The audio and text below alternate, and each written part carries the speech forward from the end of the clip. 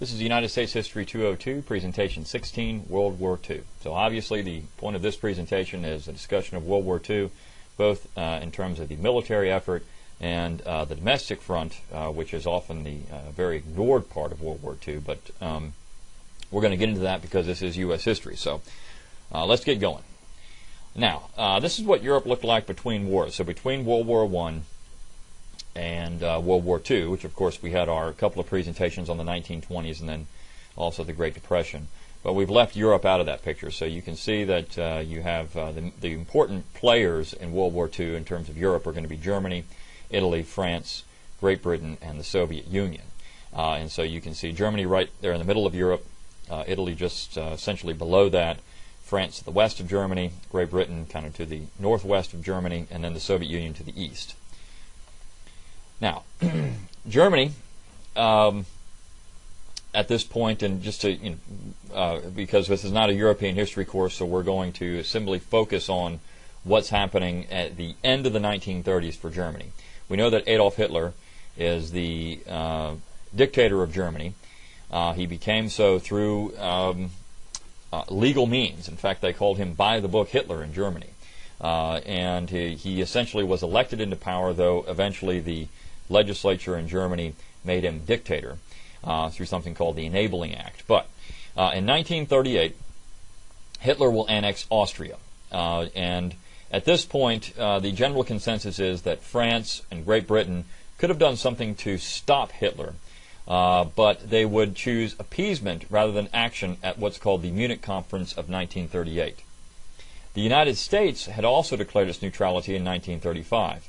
So the United States is sitting on the sideline. So according to the terms of the Treaty of Versailles we talked about in the presentation on World War I, Germany was very much emasculated. Their economy was in shambles. They had very high inflation. They were not supposed to militarize. But Hitler, when he came to power, was doing these type of things. He was building up the German military. And just by acting aggressive in this particular case of annexing Austria, that was a violation of the terms of the Treaty of Versailles.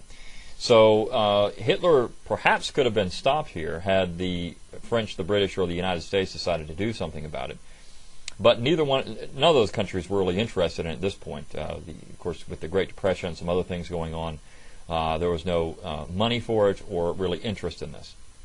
Now, Hitler took this for weakness, and he had been violating the Treaty of Versailles for years through rearming Germany. So here we have Austria just to the south of Germany there, and so he is going to annex Austria in 1938. In 1939, Hitler will invade Czechoslovakia. It's also in 1939 that Germany and Italy will form something called the Pact of Steel. This is an agreement, a military agreement between Benito Mussolini, the dictator of Italy, and, of course, Adolf Hitler, the dictator of Germany, to form a military alliance.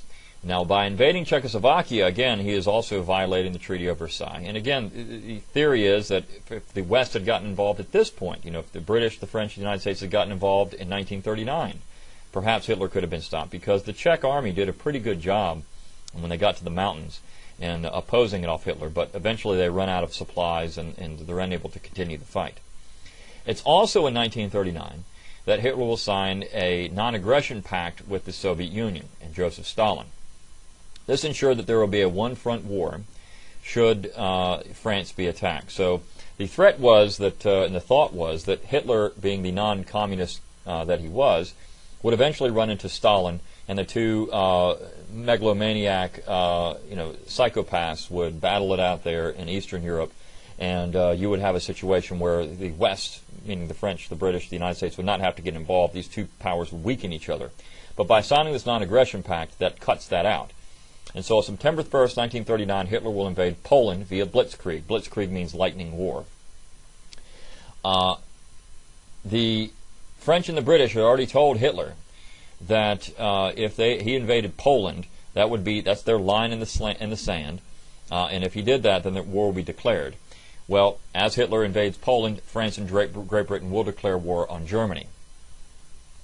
France believed in the superiority of what was called the Maginot Line. This was a series of forts, defenses that were built along what was once the Western Front in World War I, and they thought this would hold off the Germans. They were completely wrong. In fact, what's going to happen, essentially, is that the Germans are basically going to walk through France. So this Maginot Line doesn't do anything to protect the French, and by 1940, as we'll see, the British were really on their own.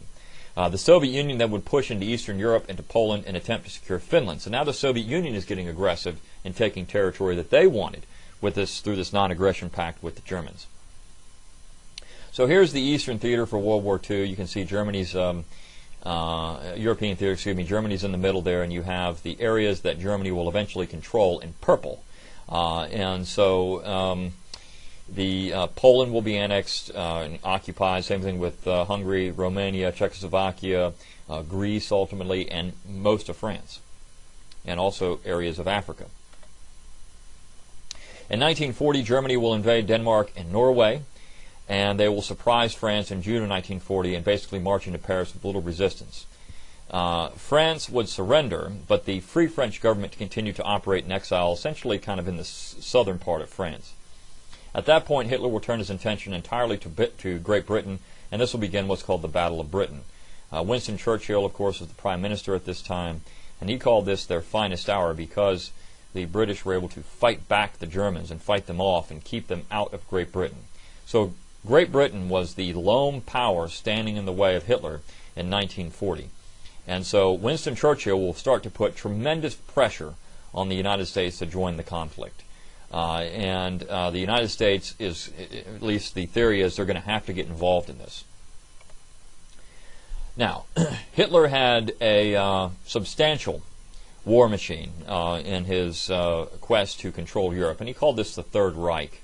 He wanted to put this German Empire back together. He created a continental system where he closed off trade outside of the European continent. He used slave labor, and I should say Kristallnacht in the Holocaust, in the final solution, the night of broken glass, Kristallnacht. And he started advocating the use of slave labor through Jews, essentially, also gypsies, homosexuals, others who he deemed as Untermensch, the lower people or the lowest people. But what happened ultimately when Hitler and the Nazis in the 30s started telling Jews to leave Germany, not for the good of themselves, but for the good of Germany, this really became a boon for the United States scientific community because many of these Jewish scientists would settle here, and of course they would help build up our munitions efforts and later help develop the nuclear bomb. Perhaps 10 to 11 million civilians were killed by the Nazi regime, whether it was through outright murder or through dying in slave labor camps or other things. These slaves would help increase German industrial production, and Hitler was involved in trying to build the super city of Berlin, and he wanted to make this the shining example of Western civilization for the world. Most of it, in fact almost all of it, was never completed because a lot of it was impossible to do in terms of engineering. Now, 1941, Hitler will turn on the Soviet Union and invade the Soviet Union. This is called Operation Barbarossa. It was a rapid blitz of the Eastern Front. Stalin was caught completely by surprise. He didn't know this was coming. Unfortunately for the Germans, and fortunately for the Soviets, Germany was bogged down by cold, mud, and lack of supply in the Ukraine, basically. They get stuck in this vast plains, and they can't get moving. And so the war becomes a stalemate, again, kind of along an Eastern Front, and it'll be a very bloody war for both the Soviet Union and the Germans. And this will lead to a two-front war for the Nazi government, which is exactly what Hitler didn't want. Now, I mentioned before, in 1935, the United States passed something called the Neutrality Act, and cash and carry became the official policy of the United States in regard to this brewing war in Europe. If you wanted our stuff, meaning our military supplies or anything like that, you had to pay cash, you had to carry it back yourself. But by 1941, the United States had become fully involved in the conflict. At first, not militarily, but Franklin Roosevelt had been pursuing an intervention policy for many years. There was a non-interest in America in a strong anti-war sentiment, and they thought that the special interest groups were pushing for war. Groups like British interests, the political class, maybe the Jewish interests in the United States because of obviously the situation in Europe. So these special interest groups, in their mind, were pushing the United States towards war. The Lend-Lease Act of 1941 became the official policy of the United States. Now we're going to lend or lease our allies anything they need to fight this war. Well, this leads to an undeclared war between the United States and Germany. generally through submarine warfare. But that wasn't enough to put the United States into war. So Roosevelt needed to push to bring the United States into conflict, and Japan in the Pacific became that push. Now, I mentioned before that just a second ago there was this anti-war sentiment in the United States, in America. And that was spearheaded by a group called the America First Committee. Charles Lindbergh was the spokesman for non-intervention, and he was famous for his cross-Atlantic flight in 1927 on the Spirit of St. Louis, picture there. He made this very famous speech in Des Moines, Iowa on September 11th, 1941. This is the other 9/11 when it came to American politics previously to this, where he's often charged of being anti-Semitic because he does mention in the speech that he believes there's a Jewish interest group pushing the United States to war. Though he's very complimentary of Jewish people, he just says, look, I think this is the problem. Now, I've given you a text to that speech there so you can read it yourself. So was Lindbergh anti-Semitic? There's no clear evidence that he was, and he didn't want the United States involved for a variety of reasons, none of which seemed to be that he thought this was going to help out Jewish people. And so he opposed the war because he thought it would destroy Western civilization. The United States was unprepared for a variety of reasons, none of which, though, were anti-Semitic. Now, Japan was a world power by the 1930s. They had a powerful army and a navy, a fanatic devotion to the Emperor Hirohito, and they were viewed as a threat by the West, but most importantly by the United States. In fact, by 1937, they had occupied much of China because they needed Chinese raw materials. So the United States will impose sanctions on the Japanese and cut off their oil supply. In 1940, the Japanese will sign something called the Tripartite Pact, which formed the Axis powers. So now the Axis powers are Germany, Italy, and Japan. And so now if the Germans are attacked by the United States, well, then the Japanese are going to be involved in the conflict as well. But the real thing that brought the United States into the war was the attack on Pearl Harbor on December 7, 1941, which brought the U.S. into the war militarily. Now, of course, I have some links here that you should watch about this because there are some questions as to how much Roosevelt actually knew. There's questions as to the motivation behind this for the Roosevelt administration. In my opinion, Roosevelt knew more than he let on, but again, there's no conclusive evidence. There's no smoking gun. However, the speculation still continues to this day that Roosevelt might have been able to stop this had he wanted to, and that he didn't want to. Now, Roosevelt will ask Congress to declare war on Japan December 8, 1941. They do so. And Germany and Italy declare war on the United States then on December 11, 1941. So by December 11th, the United States is fully involved in World War II. Now, the thing that I said where did Roosevelt know this? George Marshall, who was his top military advisor, and also Roosevelt were unavailable on December 7, 1941. Roosevelt, in fact, had turned the phone off to his office. He never did that before. And he looked at his stamp collection. George Marshall, just at the most opportune time, took a horseback ride and was unavailable while Pearl Harbor was being attacked. So this is kind of the circumstantial evidence to show that perhaps these guys knew more than they let on, and that they were willing to accept an attack on Pearl Harbor to get the United States into the war. Now, Stalin had demanded more involvement from the British and ultimately the United States. He demanded aid in the Second Front. The Soviet Union was being punished. 1942, you had what was called the Siege of Stalingrad, very bloody siege, high numbers of casualties. But by 1943, the Germans had begun to retreat, and the Soviet offensive began into Eastern Europe. So here we are, 1943. The Soviets are pushing the Germans back. So things are going poorly for the Germans on the Eastern Front. But the United States still had not gotten fully involved at this point, and at least not in Europe quite yet. It will happen by 1943 in Africa, and then by 1944 in Europe.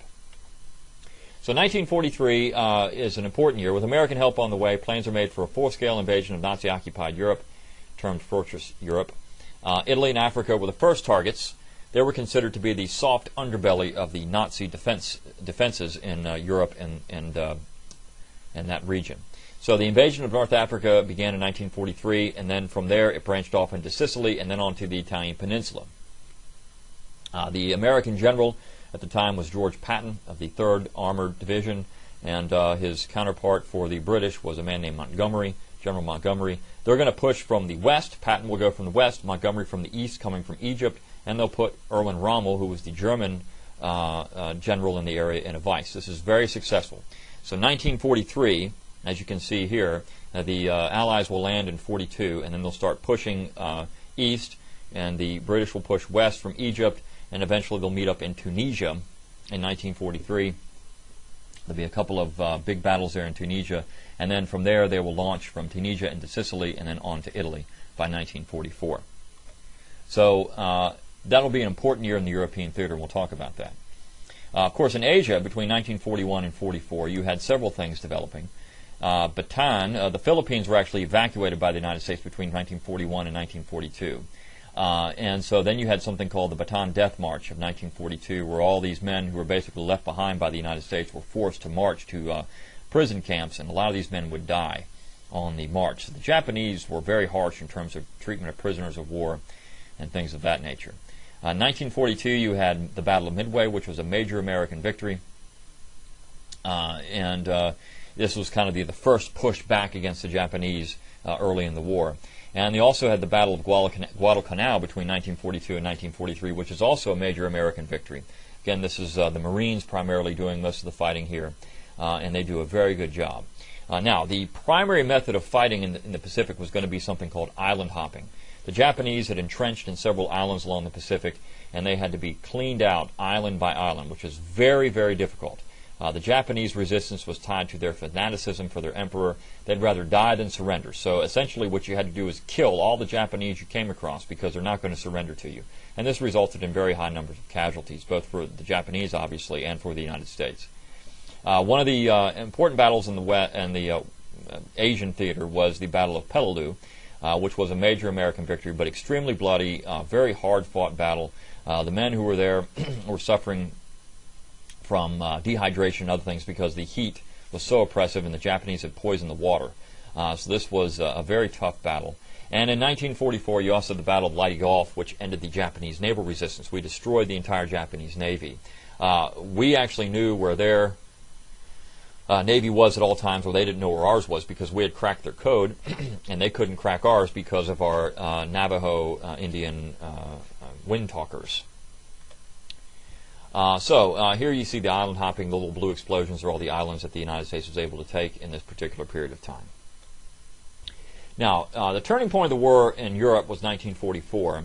There was an Allied bombing campaign into Europe that began that year, eventually with little German resistance. Initially they had a lot, but after the Germans were worn down, there was very little German resistance in this bombing campaign. And of course, I already talked about the invasion of Italy in 1944. In June of 1944, you had what was called Operation Overlord and D-Day. This is the most famous part of the war.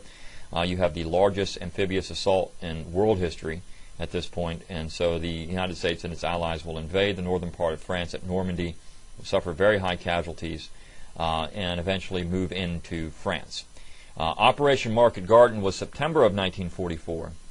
And this was an attempt to move in through Denmark into Germany, and it failed. The Germans actually pushed the Allies back, which brings us to the last German offensive of the war, the Battle of the Bulge, which took place in the winter of 44 into 45.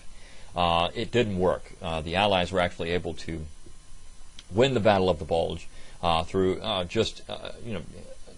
the odds here are amazing what these men were willing to go through, particularly around Bastogne and it was a very cold winter, and some of the areas where these men didn't have enough supplies, rations.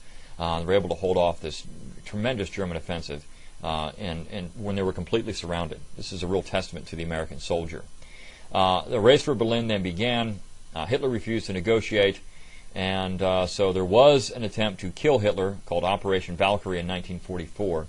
It failed. It almost worked. A bomb did detonate by Hitler, but not enough to kill him. So he hangs on, but not for very much longer. Benito Mussolini was killed in April of 1945, and Hitler later committed suicide in May of 1945. So May 8th, 1945 is called VE Day, or Victory Europe Day. Now, of course, here's the Operation Overlord. This is a Robert Capa photograph. Robert Capa is a man that you have to admire his fortitude. He volunteered to go and ride up on these ships, these landing craft leading into D-Day, without a weapon. and he is out there taking photographs of the men, and this is one of his photographs. And there's only 11 that survived. They have 11 photographs that survived. A lot of the photographs were overexposed in the haste to get them developed. And even in this particular photograph, you can see how hazy it is. But if you've seen the movie Saving Private Ryan, this is where they got the feel of the day from. And you can see there is one soldier already down in the water there. You can see his head sticking up out of the water. And these men were facing terrible machine gun fire, artillery fire. This was a tough time for these guys. And it's amazing that they're able to actually take the beach. Very high casualties on Omaha and Utah beaches, which was where the concentration of U.S. troops were. In fact, there were 10,000 Allied casualties this day, and 1,400 American dead. There's another one of the Robert Capa photographs, very famous. These guys hiding behind these obstacles to try to keep from getting shot apart by machine guns. Here's the Battle of the Bulge. I just talked about that, and around Bastogne in Belgium, where most of the fighting took place, and these guys were surrounded and very cold. There were 77,000 U.S. casualties in this particular offensive, but again, the United States did win it. So here you have in the northern part of Normandy, you can see just south of Great Britain, you have the Normandy landings, and then you push east, and you have the Battle of the Bulge there in Belgium. You can see a line pointing to it, and it says Battle of the Bulge between a month, December 16th to January 16th. And the Soviets pushing in from the east, going from east to west. Now, Asia in 1945 is a little different. You had firebombing of Tokyo in March of 1945. There were 100,000 civilian casualties in that particular attack. The United States demanded unconditional surrender of the Japanese, but Japan refused. So in the process, the United States is developing a nuclear weapon through the Manhattan Project. And the first test of one of those is Trinity, and I've given you a link to that. This was seen as a way to end the war without facing 1 million casualties, which is what the United States thought it would ultimately cost to invade Japan and subdue Japan. So the bomb was originally developed to drop on Germany, but when Germany surrendered in May of 1945, that wasn't going to happen. The war was still going on in the Pacific, so it was deemed necessary to drop these bombs on Japan.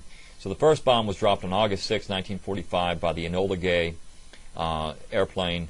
The nickname of that bomb was Little Boy, and it was dropped on Hiroshima, Japan. I've given you a link to a video on that. The second bomb was dropped on August 9, 1945 on Nagasaki. It was a bomb named Fat Man, and it was a little bit larger bomb. There were 300,000 casualties in these two atomic weapon strikes, and Japan would conditionally surrender on August 14, 1945. Now, if I said at the top the United States wanted unconditional surrender, but now they're willing to take conditional surrender. That's the real tragedy in all this. In fact, Truman had told Stalin, and we'll talk about this when we get to the Cold War, when these men were meeting in conference in Potsdam. Truman had told Stalin that he was not to negotiate with the Japanese, and the idea was that we would drop that second atomic bomb to show the Soviet Union we were not afraid to use what Truman called the big stuff. We weren't afraid to nuke you if you caused problems for the United States. So this was a move to show the Soviet Union how much power we actually had. They didn't know these were the only two bombs we had in our possession. That didn't matter. The United States was ahead of the game here. And, of course, nuclear warfare will become one of the principal problems of the Cold War later on. All right, so here is the Japanese area. Of course, you can see in Asia. You have two important battles there, Okinawa and Iwo Jima. These two battles showed that the United States, with the amount of casualties in those two battles, the United States needed some other way, at least was thought, to knock Japan out of the conflict. Now, in terms of World War II casualties, it's estimated that about 72 million people were killed, maybe higher. In fact, there were maybe 47 million civilian deaths, 25 million military deaths. Over $1 trillion 1945 dollars, or around 12 trillion current dollars, were spent on the war. It boggles the imagination. This is the most destructive war in human history. And World War II produced the Cold War, and by default the other massive wars of the 20th and 21st century. So in the long view, World War II was an extremely destructive war because it lasted far beyond 1945. It's just that the end date, when Japan and Germany will surrender and Italy is 1945, but the lasting impact of this is much longer. So here's a chart with World War II deaths, and you can see, looking at these things, how dramatic the deaths really were for this particular war. Now, just like in World War I, Roosevelt's going to use the opportunity of war to strengthen the power of the central government. So you get the War Manpower Commission, which said that you can't work any less than 48 hours a week. And it basically made it to where you couldn't fire anybody. The War Production Board implemented labor controls and price controls. People were rationing. And you get the first well, not the first, but you get the increase of the income tax at this time period, and people having to spend more on income taxes than they ever had before. And, of course, bonds. The government's going to borrow a lot of money and issue bonds. So the funny thing is that, and it's not funny, it's actually sad, but those who voted for FDR and bread lines during the Great Depression now had to wait in line for sugar because there were so many things that were being rationed. You didn't have this stuff anymore. Now, of course, women were more involved in the U.S. economy at this point. You had the very famous image of Rosie the Riveter. Women could not join the military, but they could help at home. So that was beneficial to the American cause. And then you had the Calutron girls at Oak Ridge, Tennessee. And I've given you 3 clips here about the Oak Ridge uranium processing plant. These are women who were brought in to enrich uranium by turning dials. And they did a very good job at it. There's a picture of it. And there's another woman working at a factory. Now, the forgotten story of World War II is the Japanese internment camps. So following the attack on Pearl Harbor, as many as 120,000 Japanese Americans were herded into internment camps throughout the western United States. This was done through Executive Order 9066. So the President just ordered this. There were very poor conditions, and re-education was the primary focus. Make these people more like Americans. Make them more like us. A lot of these people, though, lost their property, they lost their civil liberties, they lost everything they had in order to be relocated to another area in the desert. So, in summary, as in World War I, the United States entered the war late and suffered far less than the other Allied powers.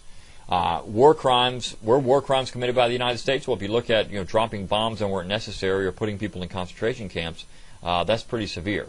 So, perhaps, I mean, you're using a loose definition there, but generally, you could say, well, maybe perhaps they were involved in some type of war crime. Of course, now, centralization of the American economy is going to take place at a very rapid pace as the government gets more and more involved in the economy.